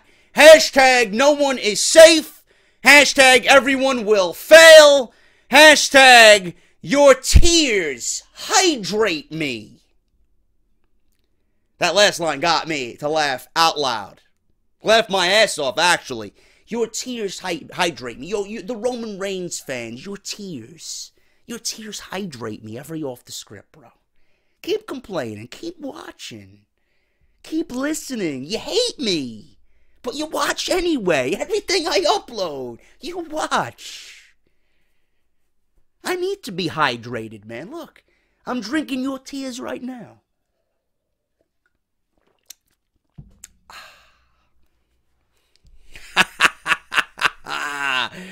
Oh my God, man. Roman Reigns fans are the absolute cancer of the professional wrestling world. The petition was actually signed by over 1,000 people, so you got 1,000 retards that exist in this life. The person who created it says that after speaking with someone who works for WWE, they have decided to take down the petition. Whoever was in charge of this petition clearly needs a talking to by their parents. This is scripted entertainment, my dear. Braun Strowman is playing a character on television. Roman Reigns is playing a character on television. If you thought that was real, I don't know, man. I don't know. I have no words for the sheer stupidity of this report. I mean, now there's even a change.org petition to get Roman Reigns off of television. Like, I don't understand this. I really don't. These people are legit out of their minds. They are legit out of their minds. I don't get it. Enjoy it. This is that segment was professional wrestling at its finest. You know, professional wrestling is outlandish and wacky and fun. That segment was all of that. I don't care if Roman is the most hated man in the business. The fact that he was on the receiving end of that, I mean, in a non-homosexual way, my penis got very hard at the fact that that segment ended up the way that it did, because I thoroughly enjoyed it, you know? It was great. It was fun. It's what we want out of wrestling. Enjoy it. Roman took a beating, right? These Roman Reigns fans, it's like they're the first day on the job. Roman was destroyed. What's gonna happen? You ever see the superhero where the building comes falling on him and it's collapsed and it crushes him and he's underneath the rubble, right? And you see the hand come out of the fucking rubble. I mean, give me a break. That's Roman Reigns. His hand is coming through the rubble. He'll be at Payback, and he's probably gonna win another match against Braun Strowman. And then, oh my God, Braun Strowman deserves. He deserves all this. I don't believe Roman Reigns got his revenge. Give me a break. People are completely retarded. And this is why I tell people, the professional wrestling fan, and I'm not talking about people like me or people who listen to this show, because we are all of a brilliant mind. Okay? I am not the average wrestling fan, bro. I am a genius to these people, or compared to these people. The average wrestling fan is the dumbest person alive. No question. No question. Don't know where they came from. Don't know how they were reproduced. Seriously. The dumbest person walking the face of the earth is the professional wrestling fan. Moving on here from sheer stupidity, Carlito. who should be in the WWE. Former WWE star Carlito, recently interviewed by Sports Illustrated for their extra mustard section. I like extra mustard on my chicken dog, grilled on the barbecue on a nice July afternoon. Carlito left the WWE back in 2010. He was last seen on WWE television back in 2014 when his father, Carlos Colon Sr., was inducted into the WWE Hall of Fame. There have been some rumors circulating that Carlito will be returning to the WWE to join the Shining Stars. Primo is his real-life brother. Epico is his cousin. Carlito says that he's had some talks with WWE about a return, but it all comes down to the money. Of course, it's about the 2 C's. Jim Ross always explains the 2 C's on the Ross Report. It's either creative or it's cash. In this case, it's cash. And I'm sure creative has something to do with it as well. We've had talks, he says. I haven't spoken to them in a while, but it's all about economics. For the right price, I'd love to come back. But it's got to be something that works for them and something that works for me. The last time I was there was the Hall of Fame for my dad. That was a lot of fun. They know me and my personality, and know my comments were all in fun. I'm not the most political person out there, and I just stay true to me, and they know that about me. End quote. He goes on to talk about the Shining Stars. They're extremely talented, but it's all about finding the right avenue for them. There are a lot of guys there like that. There's a lot of talent there, and you need to find the right way to exploit it. End quote. How many gimmick changes and how many repackaging has, or repackages has Epico and Primo gone under, man? I mean, for the love of God, it's not working. Now, I'm not going to sit here and be a goon. If there's anything that will work for them, it's a move to SmackDown, because they weren't doing anything on Monday Night Raw. Vince probably sees these guys as unmarketable and just a throwaway tag team. Yeah, they're decent in the ring, but there's nothing there. There's no persona there. There's no character there. There's nothing that is going to make the crowd interested in what these guys have to offer. Nothing. Now, you bring in Carlito, you know, with Carlito's personality and his look and his demeanor and his wrestling ability and what he brings to the table, you mix that all up with Epico and Primo. I mean, it takes Epico and Primo from catering to main event level tag team status. That's just the way I see it. Because that's how much Carlito will add to a team like the Shining Stars. And you got the trio of the New Day. They could feud with the New Day. It could be like a brand supremacy type thing, being that they're both on the brand right now. We could see matchups between both teams. We could see Carlito go one-on-one with Big E, and Carlito go one-on-one with Kofi and Xavier Woods, and we can see Epico and Primo mix up with Kofi and Big E and Xavier, and Xavier and Kofi. And there's a lot that you could do there. Brand supremacy. That could work for them. And if they're getting one up on the New Day, then people start taking them a little bit more seriously. But Carlito adds credibility to the Shining Stars, in which they have none right now. I'm going to give them a chance on SmackDown, but honestly, I think their ceiling is very, very low. Very low. I have faith in Ryan Ward. I have faith in Road Dogg Jesse James to do right by them. There's a report going around that Raw did take a lot of SmackDown guys, and the reason why SmackDown was pretty much rated, I would say is the right word to use, the right terminology, is because Monday Night Raw seen that SmackDown did so much better as far as character development in getting guys who weren't over on Raw. Once they went to SmackDown, they were over and got over and pretty much reinvented themselves and made them into superstars. And now, being that they're back to that superstar level, they brought them back to Monday Night Raw because Monday Night Raw is the A show, and they need superstars. That was the logic behind that. But Carlito, I don't want to stray from the topic here. Carlito needs to be with the Shining Stars. He needs to be with Epico and Primo. Their ceiling is very low. I don't see them going anywhere, honestly. You can give them a new attitude. You could give them a a whole demeanor about them, a whole new demeanor. You can give them new outfits, whatever the case is. You want to take the real estate gimmick away from them and welcome to Puerto Rico, where the women are hot and the margaritas keep flowing. Whatever the hell he was talking about, or whatever the hell they were talking about, you know? But that's not going to work. And I doubt just leaving them as regular Epico and Primo, people are going to care about them. That's just my opinion.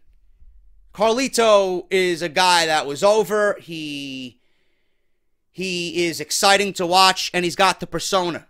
He's got the mouth to talk and generate heat from the crowd. They need that. They're not going to do it on their own. If Carlito could come back for 6 months to a year, get these guys over, they might actually live up to their tag team name. They might be shining stars. Give this guy the money.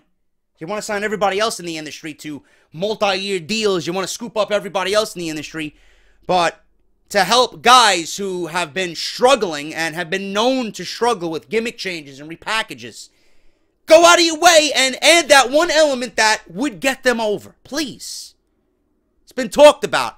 Throw this guy some money. Give them a run with the tag team titles. Give them a run at the New Day. Come up with something creative. I think Carlito with the Shining Stars on SmackDown is a winning combination. Now, speaking of the shakeup, the real reason why WWE sent so many SmackDown stars to Raw during the roster shakeup revealed. It's worth noting that WWE officials are keeping AJ Styles on SmackDown and brought Ty Dillinger as well as Shinsuke Nakamura to the brand. Not to mention Randy Orton is the WWE Champion and John Cena is on SmackDown, but right now on hiatus. The show has a lot of star power, but WWE noticed how much talent was taken from the brand on Raw, or the WWE Universe noticed how much talent was taken from SmackDown and put on Raw. Apparently, there is a specific reason why WWE booked the roster shakeups as a way to keep WWE programming moving forward. It's being reported that WWE officials view SmackDown Live as an incubator for talent to be promoted to Monday Night Raw once they reach a certain level of success. It was a huge part of the philosophy of the brand extension that NXT would develop new stars, SmackDown would groom them, and eventually the powers that be would bring them to Raw when they were ready. A lot of people aren't going to like that idea. Under this system, WWE will take some of the best SmackDown Live has to offer and continue to keep it as the bridge between NXT and Raw. Many WWE fans genuinely felt that most weeks, SmackDown had a more consistent and better show than Raw. That competition was fun, but for fans, they will get the win taken out of their sails once they learn that SmackDown is yet another developmental brand to keep Raw as the flagship show, instead of WWE genuinely creating two different brands that could bring real competition to WWE TV. So, WWE went against everything that the original draft back in July did. They went against everything that they put out with that draft. The draft was supposed to create two unique rosters, and Vince McMahon himself came out on Raw, says that he wants the nature of this brand split to be competitive. Blood will be shed. He wants to see blood in a competitive environment between Raw and SmackDown. How can SmackDown be competitive if you're taking too much talent from the brand and putting it on Monday Night Raw? Now, I'm not going to sit here and tell you that I was happy with the Raw moves. I wasn't. You know, some of them really didn't make sense. I mean, The Miz does not belong on Monday Night Raw. Bray Wyatt does not belong on Monday Night Raw at all. Might be the A show. They might deem it as an upgrade. But you know, it's not an upgrade. It's not. There's no reason for any of us to have faith in what Vince McMahon oversees on Monday Night Raw. There's no faith in anything that comes off of Kevin Dunn's front two teeth. There's not. The production teams, the booking teams, the minds are different. They see things differently. Clearly, we know that they're two different shows. On some weeks, I don't even realize that SmackDown is a WWE show. It's so good. Like, how is this show operating under the WWE banner? How is this the same people, the same company that gave us Monday Night Raw 24 hours ago? Ridiculous. But to use them as an incubator, I don't like that at all. I don't like that at all. So what they're telling you is that, you know, AJ Styles, you know, they want to get him up on another level and then eventually bring him to Monday Night Raw, which is going to happen. It's going to happen. Right now, we're safe. But they're using SmackDown as an incubator. Realistically, NXT is the incubator. They're taking the little eggs and they're developing them into WWE stars. That's what NXT is for. They mold them into a superstar. Then when they're ready for television, which NXT provides, they go to SmackDown. They get the grander scale, the bigger arenas, the bigger entrance, the greater talent. Right? So it's a step up. And then Monday Night Raw, you know, they're perceiving Monday Night Raw to be the end-all, be-all of television shows. It's not the way you're supposed to perceive it. Your idea for this draft was both of these brands were supposed to be on even playing field to create a competitive environment for WWE television. If you're putting it out there that you're going to be taking all of this prime talent and eventually wanting it on Monday Night Raw, you're saying that you want to screw over SmackDown. And you want to leave them with some stars, but mostly unknowns to build up and get made into superstars. So why do we have NXT? It doesn't make sense at all. But I will say this. You look up and down the rosters for both brands. You look at Raw, you look at SmackDown. I mean, I am very, very pleased with SmackDown Live. I mean, AJ Styles, Sami Zayn, Kevin Owens, Rusev, Shinsuke Nakamura, Ty Dillinger, Baron Corbin, Dolph Ziggler.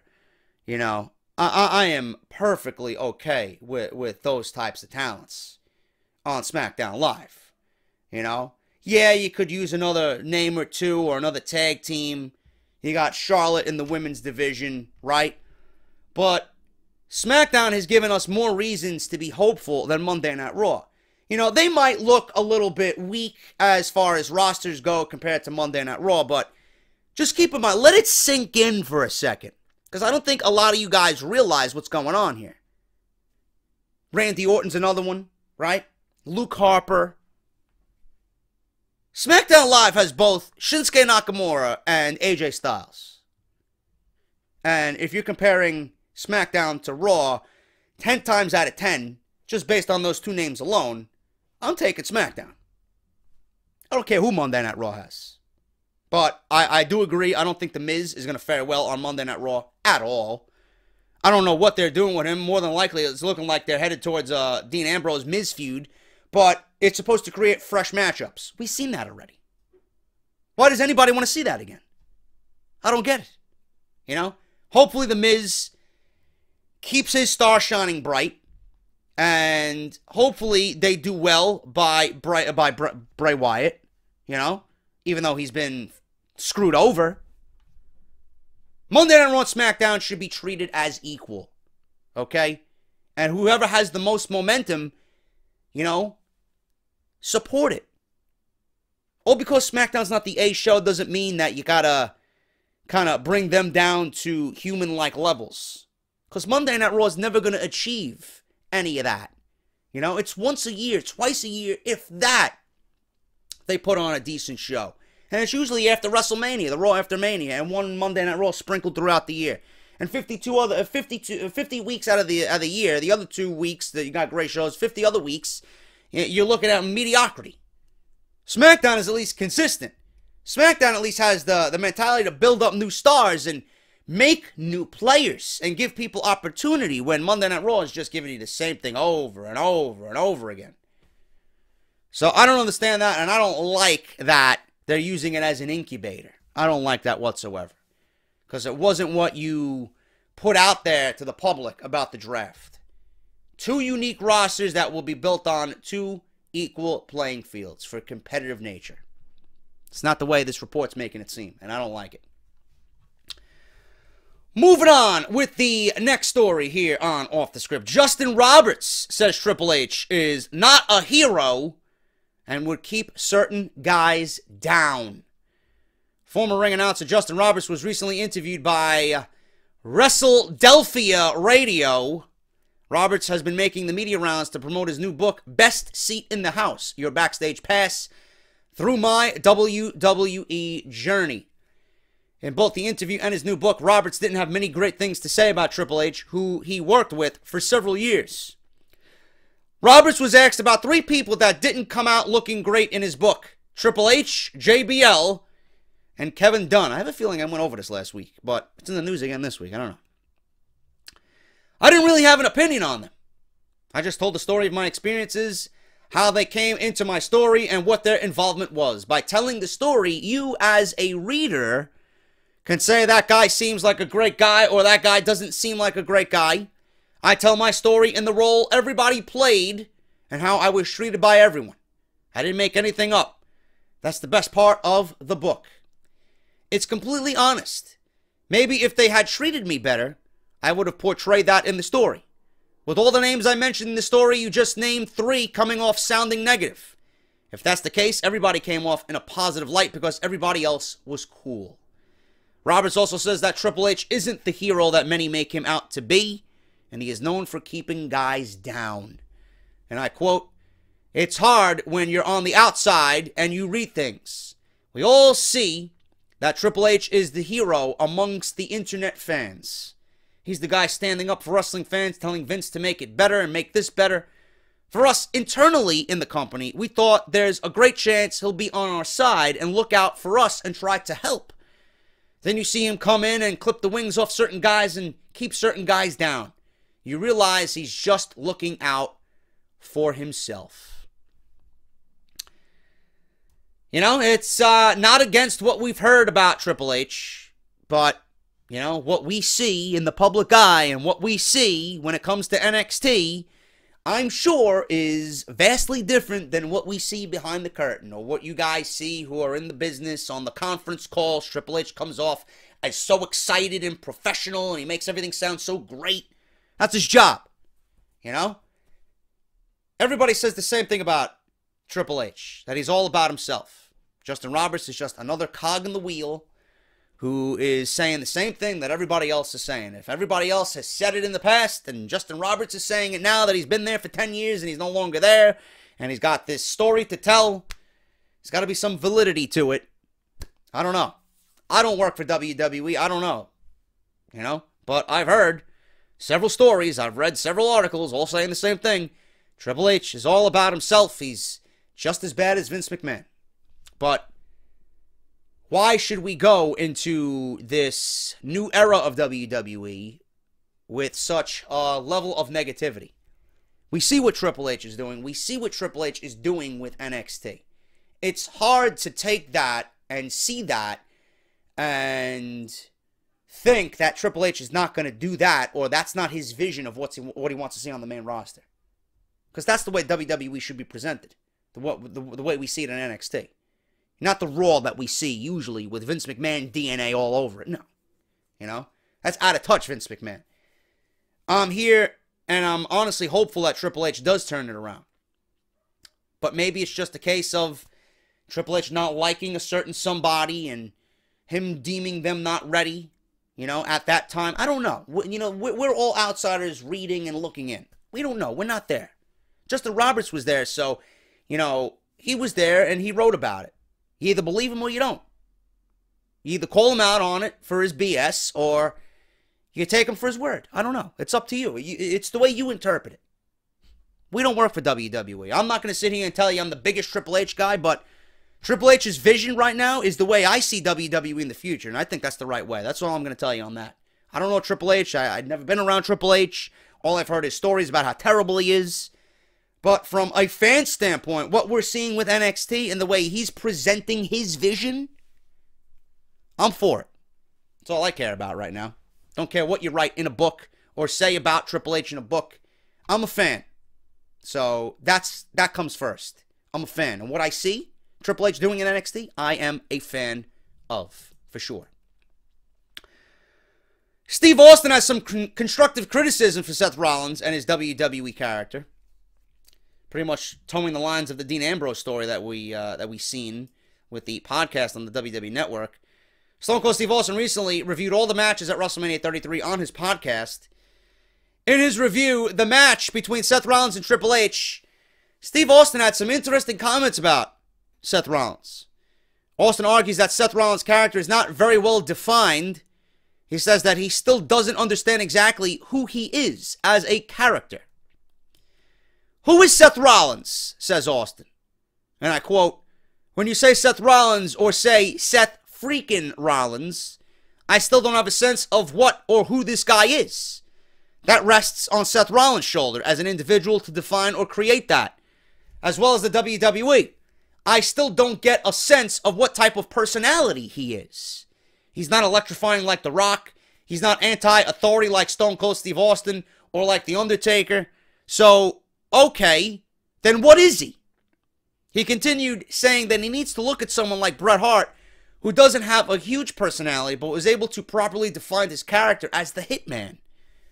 Look at another guy who I dare say was a little introverted, but obviously had an ego, in Bret the Hitman Hart. Not a larger-than-life personality, but the genuineness of his character was that he was the Hitman, and he was a badass. The excellence of execution, the best there is, the best there was, and the best that ever will be. Bret wasn't an over-the-top guy. He was a pretty humble and quiet individual outside the ring. In many regards, he was somewhat like Seth. In many regards, Bret is an entirely different animal. But there is a case of a guy who was not a showy kind of guy, but rather conservative, and had a highly defined badass gimmick. A world-class worker. Seth needs to work on this. I agree with Stone Cold Steve Austin. To be perfectly honest with you, Seth Rollins, when he was a heel, when he was with Triple H in the Authority, and he was, buying in instead of selling out, Rollins had a defined character. Then, that was the most I enjoyed Rollins' work. Now, it might have not been a, remembered WWE title reign, but, he was still the face of that brand, of that company. He had a monumental feud with John Cena. He was the U.S. champion and the WWE champion at the same time. He was the next big thing, really. And his attitude and his demeanor prove that. Now, what we see at Seth Rollins is nowhere near that. Seth Rollins, to me, is just like an ordinary dude. He cuts a promo that's really engaging and really fired up every now and then. But what makes him special? That's the thing. You look at a guy like The Miz. I'm going to use examples. You look at a guy like The Miz, right? The Miz is one of the most genuine, old-school feeling heels in modern-day WWE. He portrays that. He's a A-list movie actor, right? Supposedly, who's got this cocky arrogance to him, and he's just better than everybody else. You know what his character is. You look at a guy like Samoa Joe. To some goon out there, he's nothing but a fat guy in gym shorts. Not to me. Samoa Joe is a beastly individual who will break your face if you get out of line. He is a Samoan submission machine. He is a destroyer. That is defined in Samoa Joe. You look at Brock Lesnar, the beast incarnate, the animal. That's self-explanatory, You look at guys like Bray Wyatt. What is he? He's the eater of worlds, the new face of fear. Defined in his character. What is Seth Rollins? Who is Seth Rollins? I feel like they just completely went off the beaten path with Seth Rollins. He had an identity when he was a heel, and now that he's a babyface, and coming out of this thing with Triple H, he's got no identity. And the two injuries really didn't do anything to enhance who he is. I don't know who he is. Stone Cold Steve Austin is right. I don't know who he is. Everybody that he mentions, The Rock, The Undertaker, even Bret Hart. We knew what Bret Hart was. We knew what type of character Bret Hart was, what type of personality he was. Seth Rollins doesn't come off in that way whatsoever.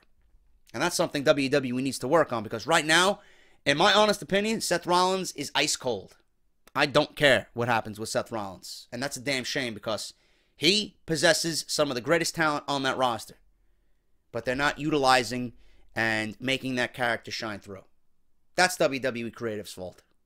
That really is. Some of that falls back on Seth Rollins, but that's mostly WWE Creative. They got into this comfort zone with Rollins, and that's what they want to portray him as. And the way I see it, there's nothing special about Seth Rollins. He's not a personality, and it's very difficult, like Stone Cold Steve Austin said, to distinguish who he really is. Nothing but absolute truth from Stone Cold Steve Austin. Very hard to argue that. I'm going to be completely honest with you. Lana moving over to SmackDown Live. What does this mean for the Ravishing Russian? This week on SmackDown Live, it was announced that both Lana and her husband Rusev had been moved from Raw to SmackDown Live. Many fans have been confused about this because they were announced separately, with Lana getting her own vignette. After receiving a number of questions about the topic, people are wondering what is going on with Lana. From all indications, Lana is coming to SmackDown Live to wrestle and not just as the valet to Rusev. Now, Rusev is currently out for a few months with a shoulder injury. We reported this on Off the Script. Lana has been working some NXT Live events over the past few weeks, working on her in-ring ability. Unless WWE is pulling an Emelina on Lana, seems like she will be joining the SmackDown Women's Division. And Lana said, and I quote from her Twitter, "A fight is going to shake up the entire SmackDown Live Women's Division. Stay tuned for when the time is right for Lana Crush." So I'm not really all that thrilled about Lana being in the ring. I don't mind Lana being in the ring as far as managerial purposes go, but Lana being in the women's division, I don't think it adds anything to the women's division. If you ask me, she could train her little heart out as much as she wants. I do not think it's going to add anything to that division, and it's just going to be a mess. Lana is strictly a mouthpiece for Rusev, even though he really doesn't need it. She's just there to enhance his character aesthetically because she's beautiful and, you know, she is desired by the men. Sex sells, but I doubt it's going to enhance the women's division at all. And I just see this reeking of Eva Marie, but not being as bad as Eva Marie, because nobody can be as bad as the redheaded witch, Eva Marie, who we still don't know about her status on SmackDown. We don't know. We don't know at all. But I don't think it's going to do anything, and I'm not excited whatsoever for Lana. Renee Young confirms that she is married to Dean Ambrose. This is news. This is the news I got for the week. You believe this shit? There were a number of rumors circulating that Dean Ambrose and Renee Young got married recently.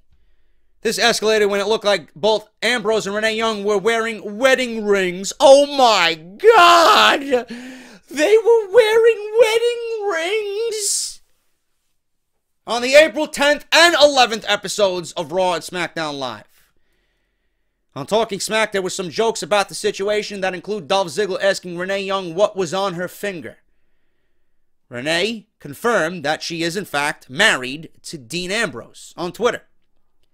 Marriage is nice. Thanks for all the love. 22,000 favorites and 5,000 retweets on that one tweet alone. How many of those retweets broke the hearts of those young Dean Ambrose fangirls? I'm sorry. Did you think you had a chance? You clowns. Congratulations to both of them, but, I mean, seriously, this is in the news. This is in the news. Then you want to know why they keep things secret and why Dean Ambrose wanted to keep things secret. I mean, you got people sending death threats to both Ambrose and Renee Young now because they're married. So, all because they're in the public eye and they work for a wrestling company, which is the #1 company in the world in its industry, right? They got to get death threats for proclaiming their love because some 13-year-old loser who drools over the Dean Ambrose poster on her wall every day after school doesn't have a shot with the lunatic fringe. Give me a break. Give me a break. Time to grow up, honey. Time to grow up. Sooner or later, you're going to find your own desperate loser, and he's going to be an alcoholic, and he's probably going to beat you, and he's probably going to cheat on you, and he's probably going to toss you to the curb for the next best thing that walks by in a short dress, you know? But you want Dean Ambrose, who's married to Renee Young. Good job. Where was I? If you're wondering why they were trying to keep it secret, they've spoken about this in the past and mentioned some of their crazy fans. I quote, "But without going into too much detail, I've been stalked on the phone and my home and hotels to the point where it's a little single white female scary. Though I'm pretty sure I'm not going to get beaten up and kidnapped by a 15-year-old girl," says Renee Young. Sad. Said, parents, please, mentor your child, mentor your children, and show them the right path in life. Seriously. What are we doing? We got petitions for Braun Strowman to be fired because he beat up Roman Reigns, and then we got death threats to Renee Young because she married Dean Ambrose. I mean, is this WWE or is this Days of Our Lives? I have no idea anymore. Holy shit. Anyway. Moving on, what else do I got here? Let me see what else do I have anything else as far as these stories go before I get into this big story about Bray Wyatt? Let me check. I don't think I have anything else. No, the Mauro Ranallo story's all gone. Yeah, we're done with that. We got more news tomorrow about AJ Styles and the WWE Championship situation, and the United States Championship situation, the Universal Championship situation, and SummerSlam situation. We got all that planned for tomorrow. But, moving on here. Moving on. Bray Wyatt. Bray Wyatt extremely frustrated with WWE officials over recent booking and his move to Monday Night Raw. Gonna end it here. This is the last story of part 1. If Bray Wyatt is extremely frustrated, what does it do to his fans? Because I know a lot of people are frustrated with the recent events at WrestleMania 33, the garbage match that they had at WrestleMania, and the god-awful ending that didn't make any sense. Many people believe that WWE officials have been treating Bray Wyatt unfairly for a very long time. But it comes to light that Bray Wyatt may be extremely upset with the position in the company, and Bray Wyatt has proven his worth over the past few years as an excellent performer inside the ring and on the microphone. He's gained the following with WWE fans over time, and many fans feel like he hasn't been booked properly as a top star in WWE. Bray Wyatt was the WWE champion heading into WrestleMania 33, but he lost to Randy Orton on the grandest stage of them all, and now is no longer the WWE champion. The WWE Universe was thrilled to see him win the title for the first time of his career, and it was a moment, honestly, that we don't see often in professional wrestling. It was one of those moments where you were genuinely happy for someone to finally achieve superstar status. We were all thrilled. It was a mark-out moment, honestly. A long time coming. He lost the championship to Randy Orton at WrestleMania. We were all thrilled to see him win the title. Unfortunately, his title reign only lasted roughly a month before the decision was made to put the title on Randy Orton. Many fans would describe Wyatt as a transitional champion, especially right now. At WWE Payback, Wyatt will receive his rematch with Randy Orton for the WWE Championship. Their match will be a House of Horrors match, which right now remains a mystery until the pay-per-view in a few weeks. Even WWE doesn't even know what the House of Horrors match is. They book it, they sell it, they hype it. No plans behind it. Yep, that's WWE for you. Shockingly, WWE officials also moved him to Monday Night Raw from SmackDown during this week's Superstar Shakeup. Apparently, the recent booking and changes that have happened to Wyatt are causing some serious frustration backstage. According to reports from Wrestling News World and Richard Gray, it's been reported that Bray Wyatt moving to Raw from SmackDown was actually a last-minute decision. Are you kidding me? Are you shocked? A last-minute decision by WWE officials. There were rumors all week about AJ Styles moving to Monday Night Raw, but the decision was made to keep him on SmackDown Live. As a result, the higher-ups in WWE decided for Wyatt to switch brands instead. Bray moving to Raw frustrated him because there were huge upcoming plans in place for him on SmackDown, and he was told that verbally. Apparently, WWE officials couldn't make up their minds about the result of the title match between Orton and Wyatt at WrestleMania. At different times, there were plans for both men to walk out of Orlando with the title, but the final decision was made to have the title change. After WrestleMania, Bray was under the impression his feud with Orton would continue for most of the summer, but those plans are now completely erased.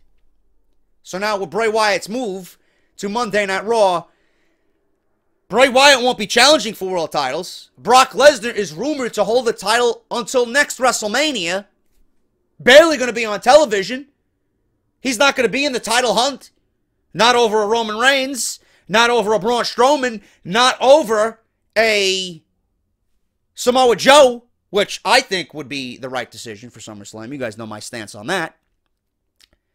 So Bray Wyatt ultimately went from world champion to losing another WrestleMania match, to being demoted, switched from SmackDown to Raw in a demotion, to now being out of the championship picture whatsoever, and being put in a final match, a House of Horrors match that nobody knows what is going to happen with this thing, ultimately in a predictable outcome for him to lose.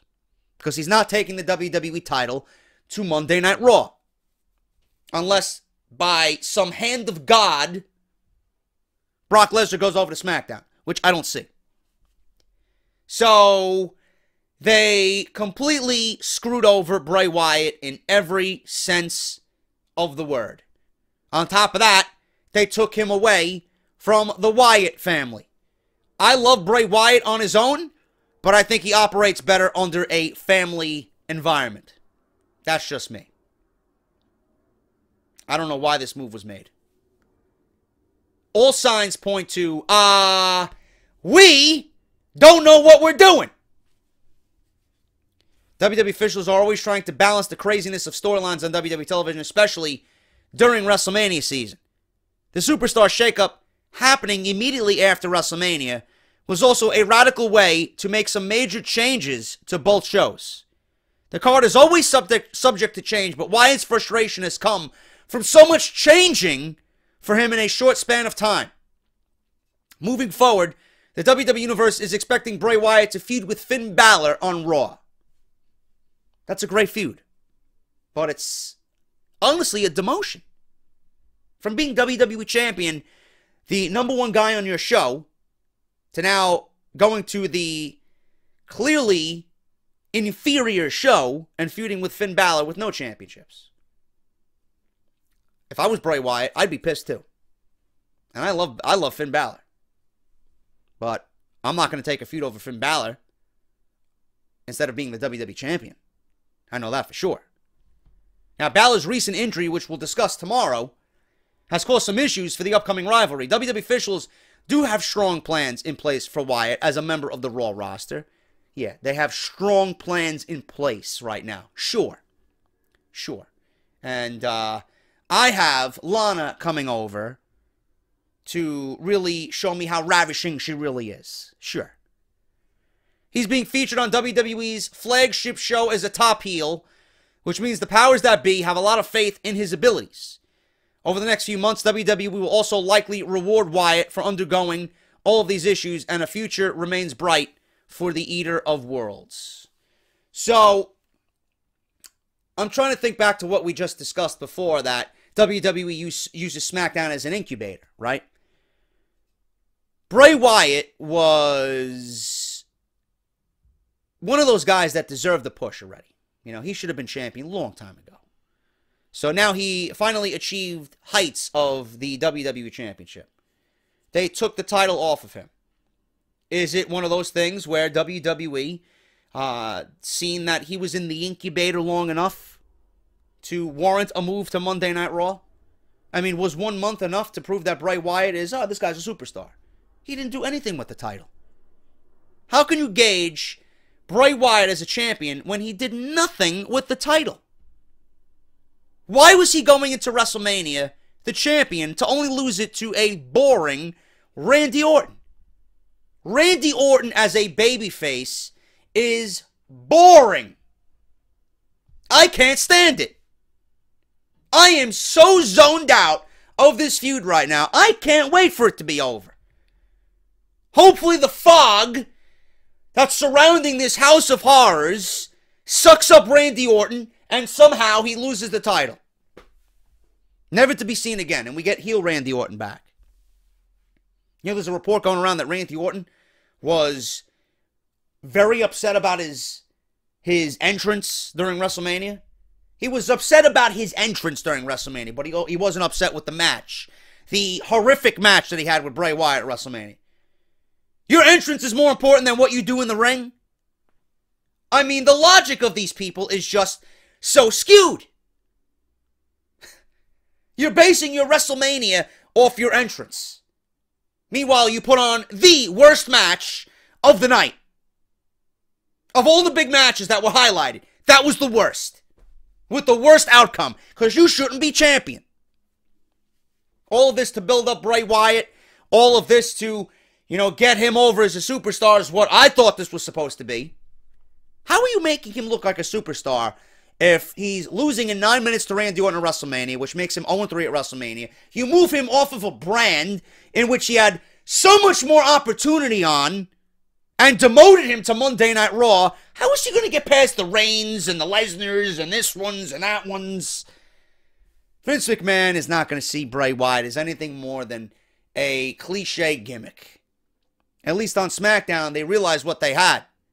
At least on SmackDown, they gave him the opportunity to pin AJ Styles and John Cena in a span of 48 hours. That's how you make a superstar. All of that washed away with a 9-minute match that was horrible at WrestleMania.